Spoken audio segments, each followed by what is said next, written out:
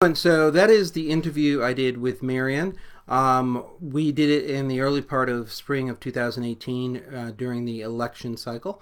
We are both members of the state committee, and Gus Bickford, who's the chair of the Massachusetts Democratic Party, did a great job of working with his director of communication to put together talking points. Now, the reason I put this video out here is because of the fact that what he did was very significant in the fact that you want to get as much earned media, like we've said in the past.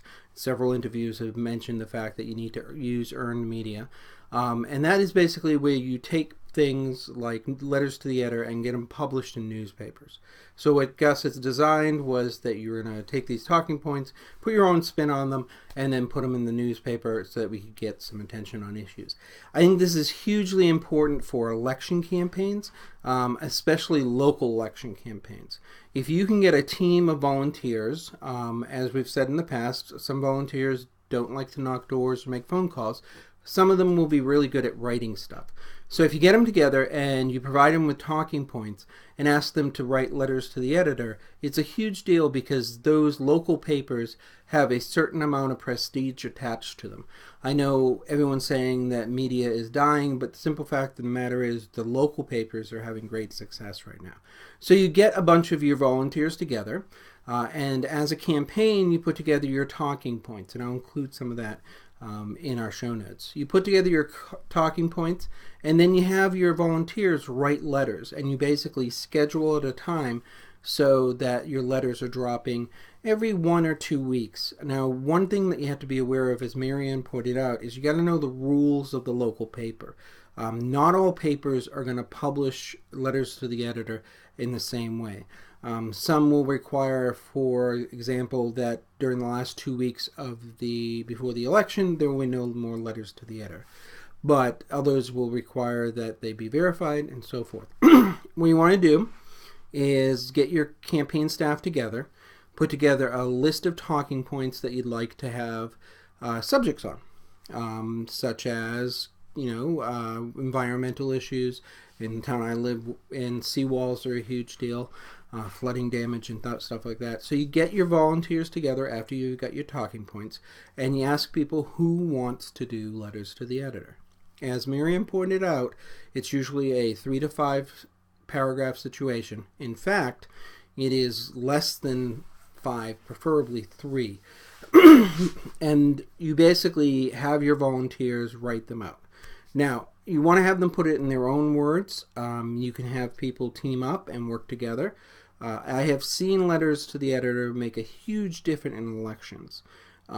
So I strongly recommend it. Now, if you're coming from a town committee perspective instead of a campaign, I would also recommend doing the same thing for the town committee. So take issues that you think are important and have different members of the town committee write letters to the newspaper and get them published. It's easier to get them published than you think. And then, of course, if you're a state party, you can definitely do what Gus did, which is every week come up with new talking points. And then have town committees write stuff and city committees write stuff.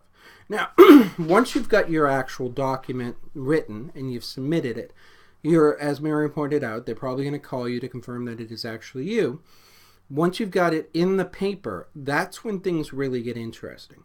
Because most of the newspapers nowadays will actually have an online version of the actual newspaper. So they'll take the letters to the editor and publish it online.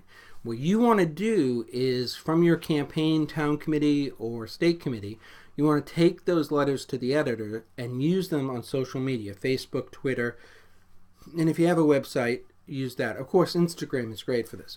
But basically, you take the letter for the editor and you push it out through your social media feed and have commentary on that, and then ask your members to share, your volunteers, to share that content. This is a great way to raise awareness of issues and also awareness of where your candidate stands on issues.